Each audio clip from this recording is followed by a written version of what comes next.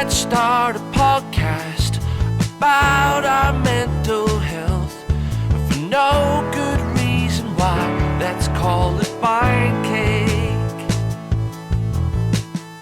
Hello, everybody, and welcome to another slice of Mind Cake. Mind Cake. With him, Lee Crompton, and him, Paul Beeson. the ruggy rascal's back. Hello, mate. You're not looking so ruggy. Not looking so ruggy. No, you've had a haircut.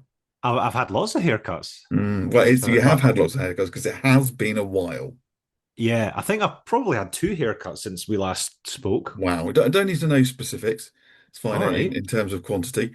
You've been a busy beeson, haven't you? You've been in China again. I have, yeah. I was in China and Japan. Do you know, funnily enough, the day we arrived in Tokyo was the day of the earthquake. It was too far north, so we didn't actually feel any tremors down in Tokyo, but we got off the train where our Airbnb was to tsunami sirens blaring out all over the city. That's always comforting, isn't it? So we, obviously being tourists, shat ourselves, got to high ground. And then the person who owns the Airbnb went, "Don't worry, this happens all the time. You'll be fine." And we actually looked and everybody was just going about their business on the street and stuff. So we just thought, so went out and had a few beers. It's fine. That's fine. Well, I was looking out for you, mate, and I was watching avidly on the BBC News, and they were quite terrified because they said some of the waves could be up to 40 centimeters. Yeah. And you did what? You WhatsApped me as soon as you had that information. Yeah. Well, that's barely above well, especially you, it's barely above your ankles, shin. Yeah. So he's all right. We're back. He's survived tsunamis. He's survived China, and we have got some cracking guests lined up. But we shall get straight into, I think, this week's guest, who is Jo from the Happiness Club. So without further ado, let's speak to Jo. Let's do it. So today on Mind Cake, I'm joined by Jo from the Happiness Club. Now, Jo has a very interesting story. She's been through her own lows and mental detours, and somewhere along the way decided to turn that lived experience into something genuinely supportive for other people. So we're here to talk about what happiness actually is, why it's so slippery, and what we get wrong about it. Jo, welcome to Mind Cake. Thank you so very much, Lee. I'm very happy to be here. How are you? I'm good, thanks. We met at the, I would say, infamous now on the podcast, infamous Birmingham Mind, Body and Spirit Festival. We did. You were visiting, traipsing around the hall. Yes. Soaking it all up, and I was exhibiting, yes. Soaking is one word for it, yes. It was an interesting experience, but we won't go. It does seem like a lifetime ago now. It does. Before we get anywhere near the Happiness Club, can we dive into a little bit about who and where you were before pre-Happiness Club? Pre-Happiness Club, I was not a very happy person. Okay. I mean, I think quite a lot of us that do this kind of work come from that kind of a place. Yep. Because it's what inspires us to do this kind of work, hey? So yeah, I mean, how far back do you want me to go? All the way? Well, how long have you got, Jo? I mean, I've got lifetimes, Lee. I can stay for that. Well, no, wherever you think is an appropriate place to start. I mean, I was thinking about this the other day, actually, because I was thinking about chatting to you and a couple of other talks and things I'm doing, and it occurred to me that I've probably, am I allowed to swear on this podcast? Oh yeah, no, go for your life. Oh, super, lovely. It occurred to me that I have probably experienced firsthand most of this type of shit that any human being can possibly experience in their life. Okay. And it made me smile. It's not a competition, Jo.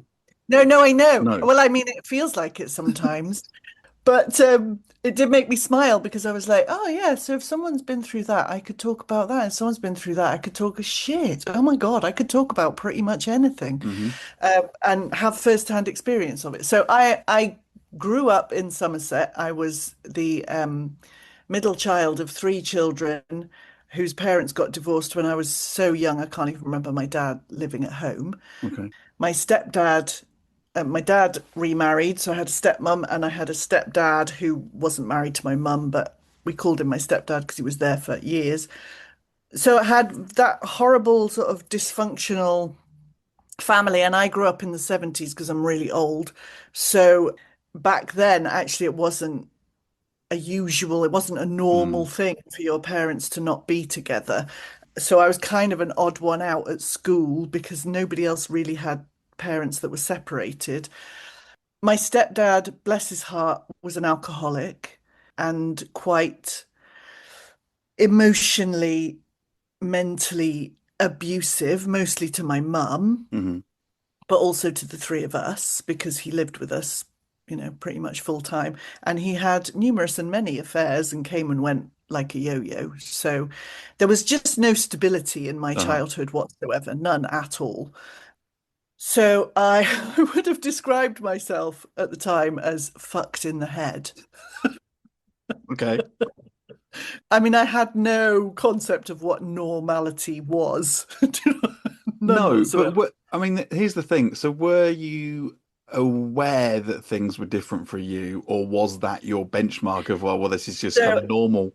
yes, and that's a really good question because it was completely normal to me Mm. because it was my reality. Yeah. So it wasn't until I really hit my teens and started having those kind of conversations with the friends that I acquired in my teen years and realized that my family situation wasn't at all normal in the fucking slightest. That was kind of the first point at which I went, oh, okay, other people don't live like this. Righty-ho. Hmm. And then obviously then there was deep shame, and I couldn't possibly tell my friends what my reality was at home Uh-huh. because that was just too horrible to even contemplate. And presumably this is Uh, still going on at this point. oh yeah, Yeah, yeah, yeah. absolutely. So yeah, and I mean, I mean, I feel desperately sorry for him now. He's been dead many years now, and with the work that I've done, I feel massively sorry for the man because he just hated himself. He had his own demons and he hated himself and he Hmm. took it out on the people around him. And I mean, that for me, that's what abusers do. And with abuse, to the outside world, he was this incredibly charming, lovely man that wasn't at all like that behind closed Yeah. doors. And so then when I was 18, I was like, oh, I've got to get the hell out of Dodge. So I moved from Somerset to Liverpool. And I came to Liverpool to do my university years, and I ended up staying Liverpool, so I still live in the Northwest now. That's really when I sort of came into my own, if you like. I had the freedom to be whoever I wanted to be, Yeah. and I met other people from a lot of different backgrounds who had divorced parents who had had difficult upbringings, and so I felt more at home here than I'd felt anywhere. And then at the age of 21, I got a phone call from my mother desperately upset. I lived in a house with eight other girls in the middle of Liverpool because I was in Okay. Studentville. Yeah. And the phone went, and it was my mum, and she was devastated because my stepdad had had yet another affair, bless him. But this time he'd had an affair with the lodger that she'd taken in to stay in my bedroom while I was at university. So he'd done it under his own roof. Right. Clever, clever move, Yeah, yeah. bless him. What's the saying? Don't shit on your own doorstep. Right, exactly Mm. that, right, exactly that. Uh-huh. But he was a prison officer at the time. He was an ex-naval officer, and he had come out of the Navy, and he was a prison officer at Brixton Prison. And I mean, he was 6'4". He was built like a brick shit house. So you didn't argue with him. So I put the phone down to my mum, and I called him in his digs in Brixton, and I told him that if he ever went near my mother again, I would kill him. And I meant it. I meant it with every fibre of my being. Him being 6'4" and built like a brick shithouse and a prison officer thought that was hysterically funny. Hmm. Told me to go back to the playground, little girl, and put the Did phone he? down on me. Yeah. At which point I went upstairs to my bedroom and kicked a hole in my bedroom wall because I was so angry. Where one of my friends found me doing it and reminded me that we had a deposit to pay, for our rent. I was like, oh crap, yeah. So stopped. But I obviously scared the shit out of him because he never went near my mother again. So I take full credit for that Absolutely. happening. Yeah. Yeah, absolutely. I was a size 8 and 21, 5'7". I obviously scared him witless. And then my mum went on and met someone else who she's still with and is very happy with. I mean, she's in her 80s now, so hooray for that. And then when I was 25, my biological dad passed away of a heart attack very suddenly. So he was literally here one day and then gone the next. Mm. And that's what sent me to therapy for the first time. And because I mean, my whole world turned upside down. Anyone that's lost a parent, especially at a young age, it just, it's just the most, I can't even begin to describe it. Literally, my world turned upside down. I Hmm. had not got a clue what I wanted to do, where I was going, how to get there, if I even could work out I was just complete. I've never felt so lost in my whole entire life. It was like nothing fucking matters. Mm. Nothing Yeah. matters at all. All this stuff that you thought was important in life just dissolves into the background. It just doesn't matter. And that's how I ended up in therapy because I didn't know how to get myself out of it. And I had a friend who was seeing a counselor, and I said to her, would it help me? And she was like, yes, absolutely. Hmm. And it wasn't really till I started therapy that I realized how fucked up my childhood had been. And so, I mean, the first couple of years I was in therapy, we didn't even talk about my dad passing away. We talked about everything Yeah. else Yeah. because there was so Backstory. much yeah, Yeah. exactly. And so, yeah, so I had therapy on and off for years, and I mean, I'm a therapist now, and I still have therapy when something comes up for me. That's my first port of call now is get myself into therapy. I've tried every different modality you can possibly experience. Because for me, it's, I was a total skeptic when I first heard about therapy. I thought it was something Americans did. Yeah. It wasn't something that normal British people did. You didn't talk about your feelings. You didn't show them and that was not a thing. You didn't say how difficult stuff was. It just didn't happen. So to have this person once a week just for me, so I could say whatever I wanted and it never went any further, and then they helped me make sense of it, I mean, it was just revelationary. It was Mm. awesome. Life changing. Yeah, Hmm. completely. And so I started to make changes and I mean my romantic life, I was in my 20s, was just bonkers. I went out with a guy who for about 3 years who didn't even acknowledge that we were a couple to anybody else. He was again emotionally, mentally abusive, just but again, outwardly the most charming Mm. guy that you could have met. I went out with an alcoholic. I nearly married an alcoholic who was the loveliest man when he was sober, but just couldn't keep away from the alcohol. Mm. And I literally came within a hair's breadth of marrying him. And I think if I hadn't been in therapy, I would have married him. Mm. And thank God. I mean, by the time that happened, I'd been in therapy for about a year. And I was like, oh, yeah, no, okay. Oh, no, I'm repeating the patterns of my childhood. Oh, yeah, okay. Maybe we won't do that. Maybe that's not a great idea. Super. So thank God for therapy. And then I met my husband and got married and had my two beautiful children and thought I had everything that I could possibly want or need. And we were together for 21 years. And then we had, we had our ups and downs as couples do. And we Yeah. had an argument. And we had this argument.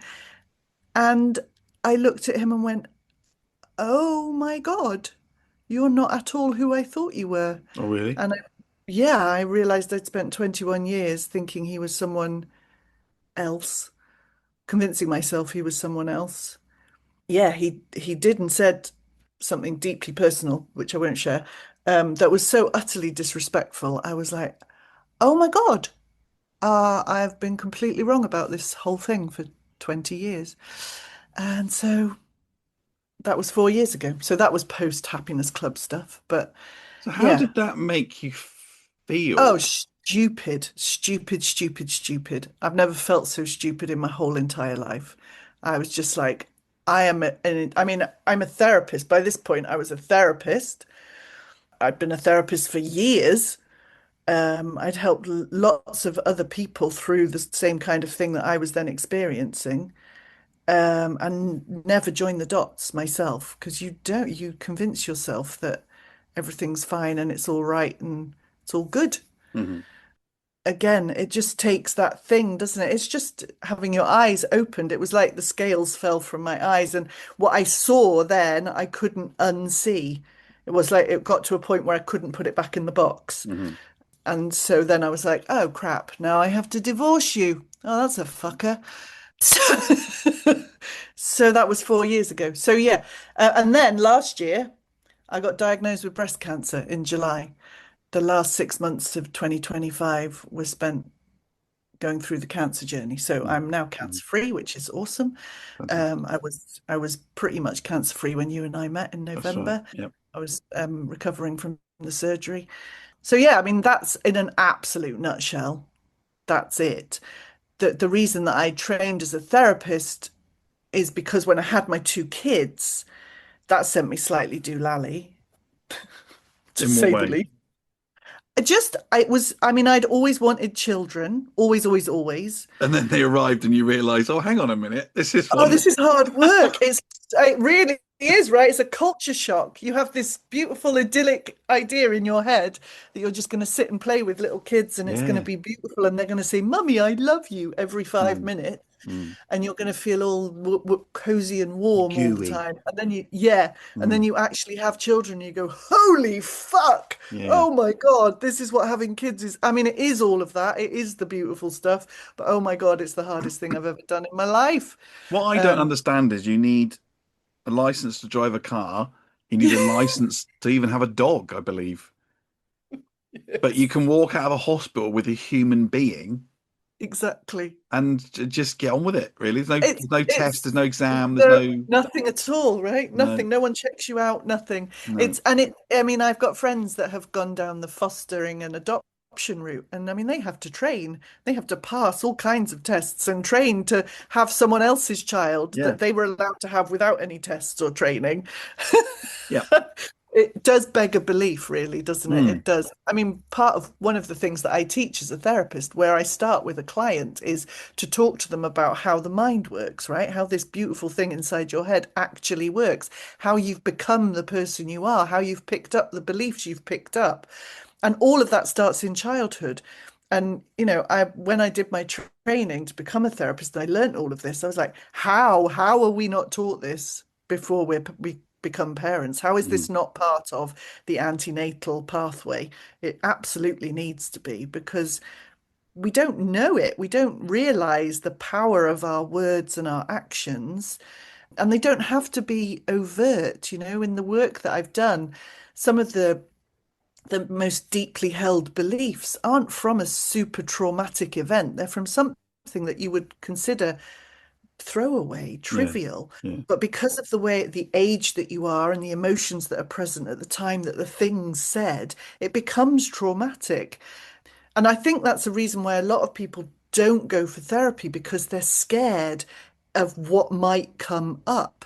Well, actually, as a therapist, I can tell you 9 times out of 10, what comes up isn't scary. It is something almost ridiculous that, when you talk to the client, they go, why do I believe that? And it goes back to when they were Yeah. 3 and someone Mm. stole their toy, Yeah. which, do you know what I mean? It's like, which is traumatic for a 3-year-old. I'm not saying that isn't, Mm. but it's not, Not it, helpful it, when you're 43.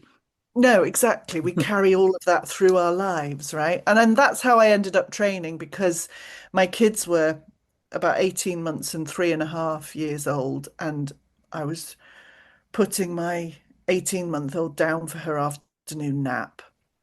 And my 3.5-year-old, beautiful girl, who's an absolute chatterbox, was then, still is now, and she's 18 now, kept following me around the house, trying to talk to me while I was trying to get my youngest off to sleep. And I absolutely lost my shit with her, like big style. Ended up sort of shoveling my 18-month-old into her cot and just literally lost my shit. And looked down halfway through losing my shit at this beautiful 3.5-year-old face that was in absolute terror and crying her eyes out because I'd lost it. Realized what I was becoming the grown-ups from my childhood. Hmm. Realized that was not at all what I wanted to do with my own children. Apologized past myself to her, got straight on the phone to my therapist and said, I have to come back because I'm so shit. Hmm. Went back into therapy. Then at the end of those, sort of 6 months later, at the end of those therapy sessions, I said to my therapist, because I wasn't working at the time, because I was a stay-at-home mum, I said to him, do you think I could do what you do? And he said to me, I've been waiting 10 years for you to ask me that question. I said, well, you could have fucking told me, right? And that's when I started my training. And that's when I became, so I was sort of late 30s, but around 40, I did my training and became a hypnotherapist and a mindfulness practitioner. Wow. And then it was through my one-to-one work with other people that I started the Happiness Club. So the club is a membership. It came to me because I was working with one-to-one clients and they were saying things to me like, I wish I could put you in my pocket and take you home with me because you say all the right things and then I get home and I forget them all and I can't remember what you said and I don't know how to deal with this thing when it's actually happening. Yeah. And I could remember feeling exactly the same way when I first had therapy. And I was like, there's got to be a way, right? Because obviously I can't move in with all these people because I've got my own kids. There's got to be something I can do to give them that kind of lifeline in between their sessions. Hmm. And so I started a Facebook group, and my one-to-one clients went in the Facebook group, and I posted a technique or a story or a something every day in that group for them to use that day Yeah. in between their sessions with me. And that grew into the Happiness Club. So what now is the happy? We got there in the end. We did, like 16 years later. I told you I've experienced everything. Do you know what? It reminds me of there was a session at work about, and I can't remember what it was. I think it was about trauma, or I think it was how likely you were to be in therapy or depressed. And there was a list of, it was like two sides of A4, and every sort of life experience had a weight to it. So I can't remember what, but say you've been through a divorce in the last 5 years, you get like 10 points. If you'd been diagnosed with whatever, then you get 20 points. If you'd moved house, it was so many, changed jobs and whatever. And then you totted up all your points. And then depending on what category you were in, it kind of told you how many points you'd accumulated, how likely you were to be depressed or severely depressed within the next 6-12 months. Everybody had reasonably low scores. And then it came on because we all had to go around and read out our scores. And I had like, I don't know, like triple everybody else. But I think, like you say, it's not a competition. But I think No. if you'd have done that, Jo, you would have got bingo. I mean, I'd have won, You would hands definitely, down, yeah. You I did. think. You did needed more sheets of paper. I think you did tick all the boxes. But luckily, you've had a preemptive strike with therapy, which is now transposed into the Happiness Club. So tell us, you told us a little bit. What Yeah. is so? Say I want to join the Happiness Club. Yeah. What do I get for joining the? What does that involve in joining the Okay. Happiness Club? So the Happiness Club membership operates via an app, because what doesn't these days, right? Absolutely. We have our own app, And basically, it works a bit like a Facebook feed, a social media feed. So every morning we release what we call our daily strategy. And that might be a straightforward technique. So today's was a relaxation technique from one of the Happiness Club trainer team, because I'm not doing it by myself anymore. We have a team. So it was a straightforward relaxation technique for people to use. Sometimes it's a breathing exercise. Sometimes it's a story about our lives. So I'm quite open, as you may have already gathered.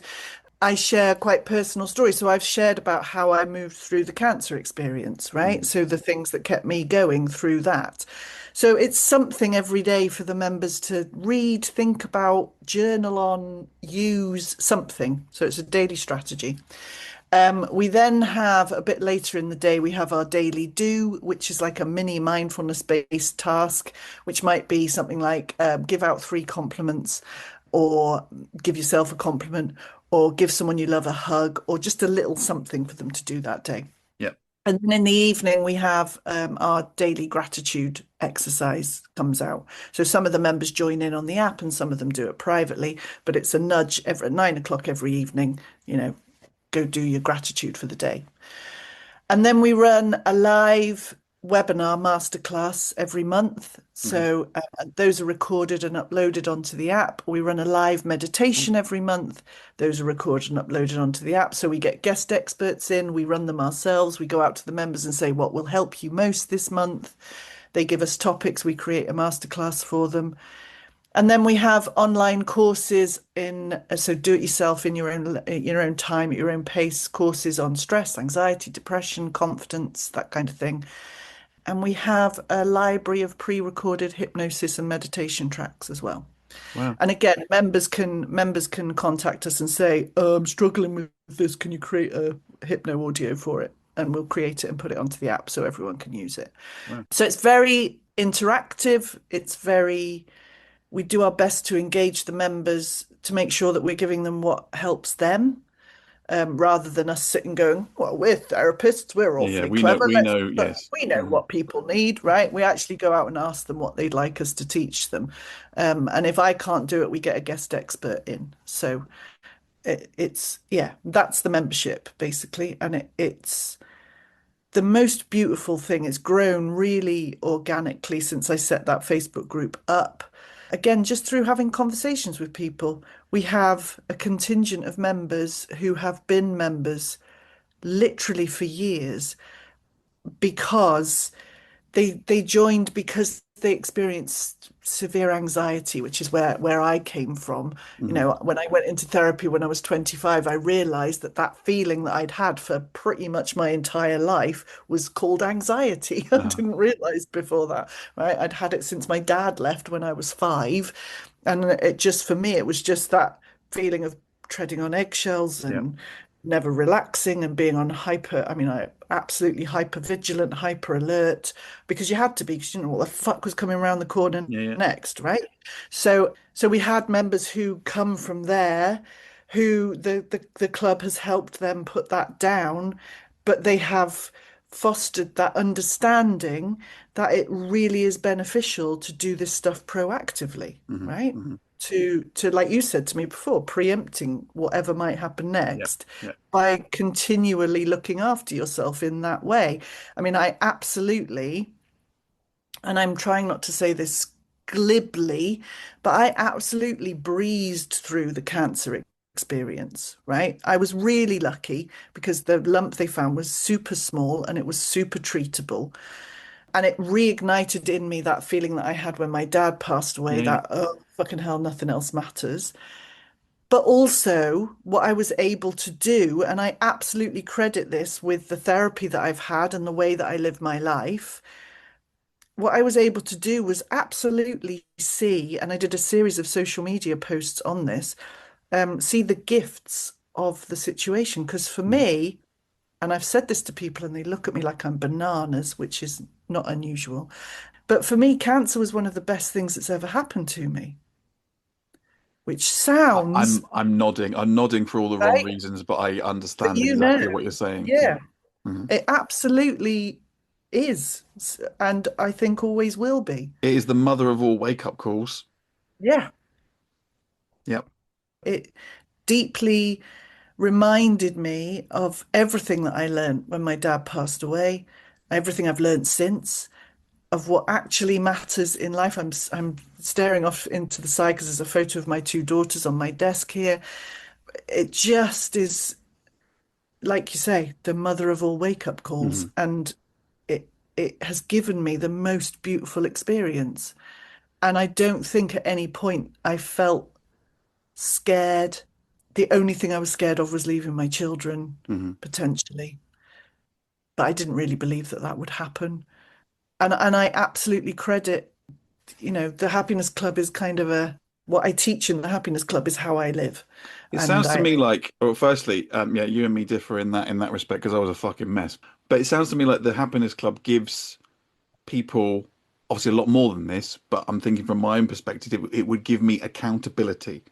So you have yes, that little nudge in the morning, middle of the day, end of the day, and then that becomes a routine, it becomes habit, and it becomes, like you yeah, say, a way of life rather than dipping in and out. Oh, well, I did breath work last Wednesday, but I don't feel any better. Well, I wonder why, because you're not doing it as a continual exactly, thing. exactly that, exactly that. Mm, It's, I mean, I've used so many different modalities and done all the stuff, and they're all brilliant and beautiful and they all help, but we're human beings and life gets in the way and we mm, forget to use them. And, even me, I forget to use the stuff I've learned, right? yeah. But I get my own nudge every morning from my own app that says, Yes. "Hello, have you remembered to do this today? Have you thought about life like that today? Could Hmm. you have a go at this today?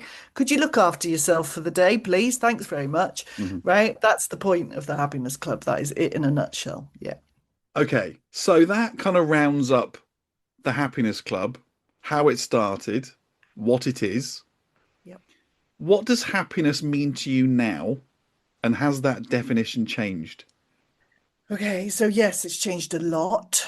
So when I started the Happiness Club, I was very much of the opinion that negative emotions were bad things, that we didn't want to experience, and that what we should all be doing is striving to feel happy the majority of the time, using the sort of definition of happiness being like joy and a fleeting emotion kind of a thing. And that contentment and all of that came with happiness. What I've come to realize over many freaking years of working on myself and learning from people much cleverer than me, much wiser than me, is that happiness is actually all of it. That true happiness is life, Hmm. that we are here on this beautiful planet and this sometimes shit planet. We are here to experience all of it. There is no such thing. This is what's changed for me massively over the last probably 6 or 7 years, is that there is no such thing as a negative emotion. There's just emotions, and Hmm. emotions are just energy, and that energy feels certain ways in our bodies, and we interpret that feeling of energy in a bad or negative way, and we interpret that one in a good or positive way because of what we've learned when we were little, because we started crying and we were told not to cry because that was bad, or we started shouting and we were told not to get angry because that's bad. And so we've learned to label the different movements of energy, which is all emotion is in our body, as either good or bad. But the truth is, they're all valid. They're all just emotions. They're all just energy. And there isn't one that's better than the other. And we're here to experience it all. That I wish I had written this analogy and I hadn't. And I'm very honest. I'm not going to steal someone else's analogy. But one of the sort of online teachers that I follow used an analogy of a buffet at a party. Hmm.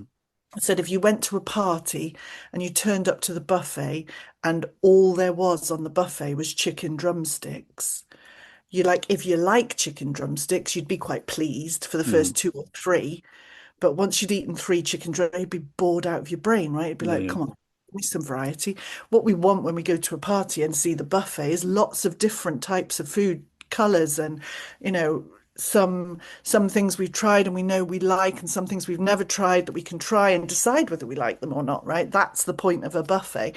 And so it is with life, right? Mhm. We think that as human beings, we think that if we only ever felt joy and love and peace, we'd be blissfully happy all the time. And the actual truth is we'd be bored out of our brains Yes. Or because, looking for more happiness. So I'm now at this yes, level of happiness. yes, I would be happy, for example, I would be happy if I'd written a book and then yeah, I wrote a book. And was I happy? No, because I wanted it published. Then I'd be yeah, happy.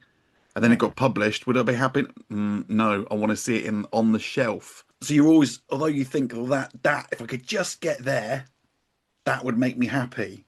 exactly. And ultimately, you just readjust your goals onto something else.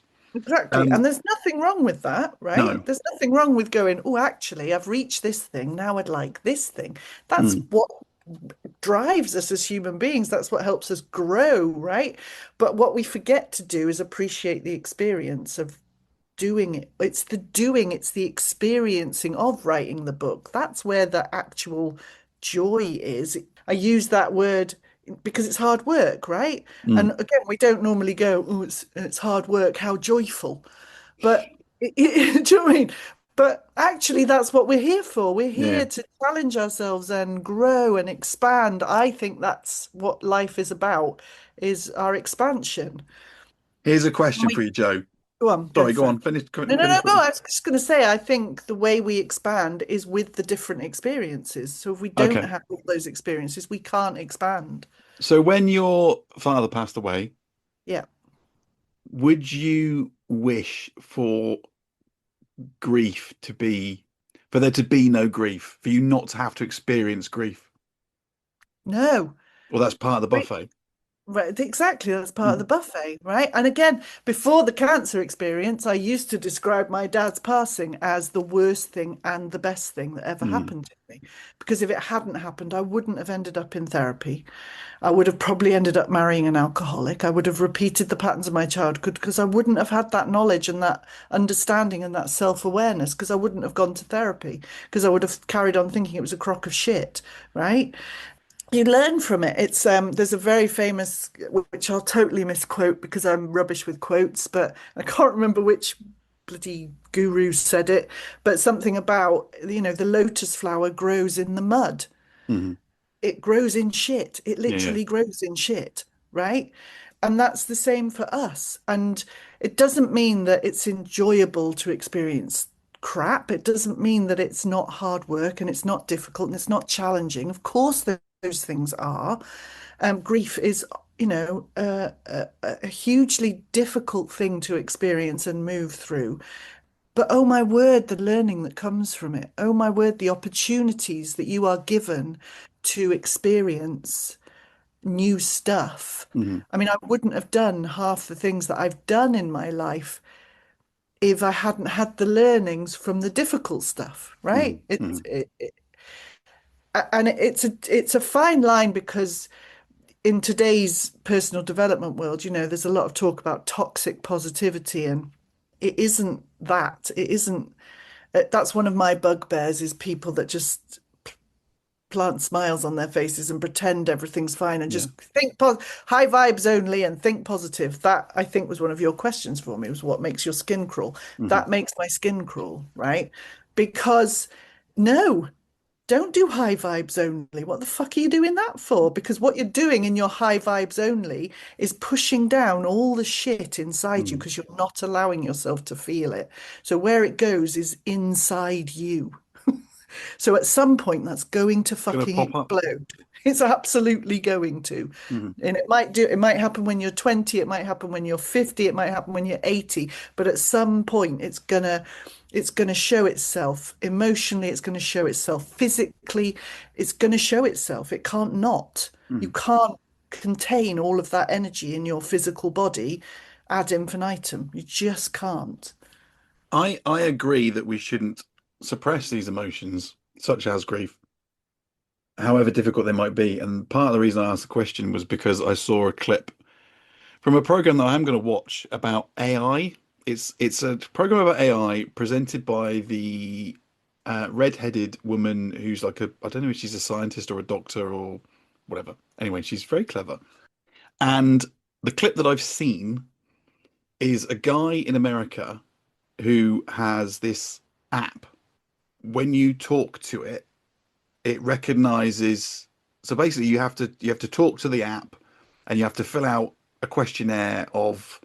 It's not a very long questionnaire, I don't think, and it will basically regenerate you a virtual image, or sorry, a virtual audio of you, which you can then chat to.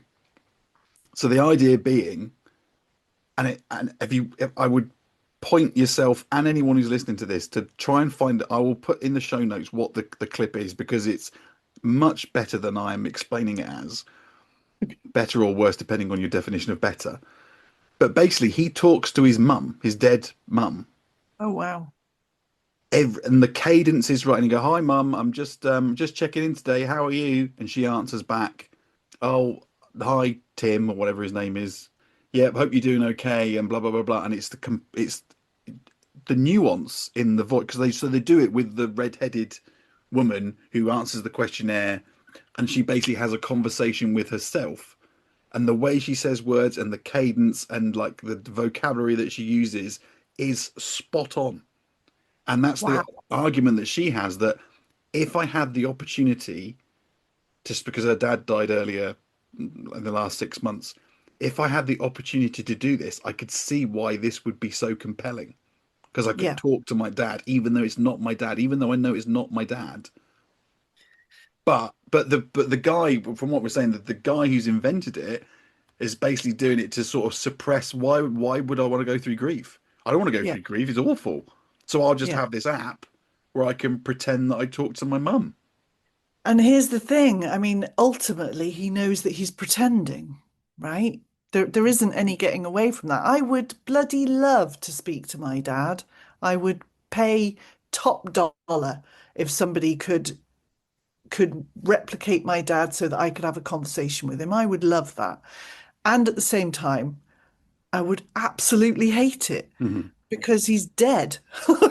It's like there, and I mean, it's actually funny that we're doing the recording of this week because it's the anniversary of his death on Friday. And I know already that I will get increasingly emotional as I go through this week because I Mhm. do every year. He's been dead for 28 years, Yeah. right?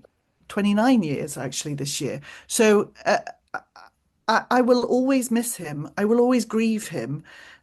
And for me, that's beautiful. For me, that's exactly as it, and I've said this increasingly, obviously, since I went through the cancer thing. The only thing that is absolutely 100% guaranteed for every single one of us to experience is death, Mhm. physical death. What you believe about what happens afterwards is totally up to you. I have my own beliefs around that. But it's the only thing that we're all guaranteed to experience, and it Mhm. scares the bejesus out of every single one of us. And for me, what experiencing the last 6 months has done for me is remove that fear. I'm going to pass away at some point, and that might happen tomorrow if I step out in front of a bus by Yeah. accident, I hasten to add. And it might happen in 50 years' time, which is what I'm planning, Mhm. right? In fact, I'm planning to stay around till I'm 95. So, best laid plans and all that. I can't guarantee that that's going to happen. But we Especially with live Donald in the Trump at the moment. right. We won't Yeah. go there, though. We won't No, go there. let's not start that It's not conversation. not a political show. No, but that's the thing. We live in fear of lots of things, but that's the ultimate one, right? And it's the Yeah. only thing that we're absolutely going. So yeah, I'm with you. As you were talking, I was like, okay, so he's just suppressing his grief. Yeah. Like that's what he's doing. But, and this is a conversation I'm having with my wife, I get that, and I totally agree with everything. But if I had the chance to speak to my dad, even Yep. if it was even if it was a quick 5 minute conversation and I knew deep, deep, deep, deep down it wasn't him, but to hear his voice in a conversation, Yeah. not like I say, it's not recording, that's very tempting. It is incredibly. Anyway, that's AI for you. Yes. We'll see how that pans out, right? Mm, Mm. yes. Yes. Well, I was going to mention that we met at the Mind, Body, and Spirit Festival, as I've mentioned before, in Birmingham, Yeah. where there was a lot of woo woo and a lot of chanting and a lot of bongos. Yes. Is there a well-being trend that makes you quietly roll your eyes, or something that you've tried and thought, well, that was a lot of nonsense? And I know from the conversation that we've had, and listeners will be able to tell that it sounds like you are going to shoot. If you have, you are going to shoot straight from the hip. I don't think you're going to hold back or give me a media answer. No, I'm not going to give you a media answer. No. Yes, there are things that I have tried that have had no effect whatsoever. So there's one modality called EFT, Emotional Freedom Technique, which is tapping, which I don't know if you've heard of, which you I've heard tap of this, yes. pressure points. It does absolutely nothing for me. I've had EFT sessions, but I know people who it has worked beautifully for. Mhm. Some of my closest friends, some of my closest people have had EFT and swear by it. And I think that's a really beautiful point to make is there isn't a one size fits all. I Yeah, yeah. think that's one of the things that makes me roll my eyes about the woo-woo personal development industry is everybody goes out saying this is the one. Yeah. This is the thing you need. This is the This one is thing you it. need to do. The one thing you need to do and the one thing you've been looking for. Do one session of this and your whole life will change. Hmm. That for me is absolute bullshit. Hmm. There isn't a one size fits all. I'm a hypnotherapist, I'm a mindfulness practitioner. I've had clients who hypnotherapy hasn't helped because it's not for them, Hmm. right? But mindfulness has helped them immensely because we're different people. We all react to different things, respond to different things. I think the important bit is to be open to whatever it is you're trying. If you go in thinking it's a crock of shit, it's likely not to help you, right? But it's about finding, which is why I've tried lots of different things, because it's about finding the things that resonate for you with the understanding that just one or two or four or five sessions of that thing probably isn't going to sort you out for the rest of your life. It's an ongoing journey. Again, go back to the boredom thing, right? If we really got to that point where we were completely sorted, what the fuck is the point in being here? Well, we've been chatting for I don't know how long now, and what the one thing I mean, I've gleaned many things, but one of the main things that I've gleaned from you is you love a buffet. I do. I Because it's do the like, same itch, isn't it? You try a bit of cold water therapy, maybe yeah, try a bit of breathing exercise, maybe and what, you know, listeners will be bored of me saying this, but what works for one person, what works for Paul, maybe doesn't work for me and vice versa. So you need yeah, to need to delve into the buffet and see what exactly. works. Yeah, totally. Totally. Hmm. And keep delving because something that worked for you 5 years ago might not work now, and something that Hmm. didn't help you a year ago might help now, right? Yeah. Yeah. It's you're growing and expanding all the time. So don't write something off just because you tried it once and it didn't work, or your mate tried it and it didn't work, or it's about just allowing yourself to be open to and experiencing what feels, ugh, I'm going to use such a woo-woo word now, sorry, what feels aligned for you in Hmm. that moment. Yeah. Absolutely. What do you feel is the biggest lie that we're sold about happiness? And the reason I ask that, I think the biggest lie is that it's normal to feel happy. And if you're not happy, you're somehow defective. Yeah, and I agree. I think that's the biggest lie is that there's something wrong with us if we don't feel happy all the time. Mm, And again, one of my bugbears was with the personal development industry is that we talk about being better and improving ourselves. And for me, there's nothing wrong with you right now. There's absolutely nothing wrong with you, are you talking to exactly me in as you particular are. or just generally? Everybody, anybody, right? There's nothing wrong with any of us, exactly as we are right now. You don't have to improve yourself. You don't have to be better than you already are. You are beautiful and brilliant and fantastic exactly as you are. You can absolutely choose to expand your experience and to grow in some way. But that, for me, the words better and improve imply that there's something wrong, and there isn't. We're here to experience everything. So Mm, how can any of it be wrong? It just That for me, that's the biggest lie. Like you say, there's something wrong with us. There isn't. I think the problem is as well with all the social media, everyone looks happy, don't they? Yeah, because people share the highlights. I mean, I'm Mm. very careful on my social media to present a balance. You know, if I have a shit day and I've spent the day crying, which I do on the regular, I share that on my social media. I Hmm. mean, to the point where sometimes I get messages from people going, "All right, love, I thought you were about happiness. Why are you crying all the fucking time?"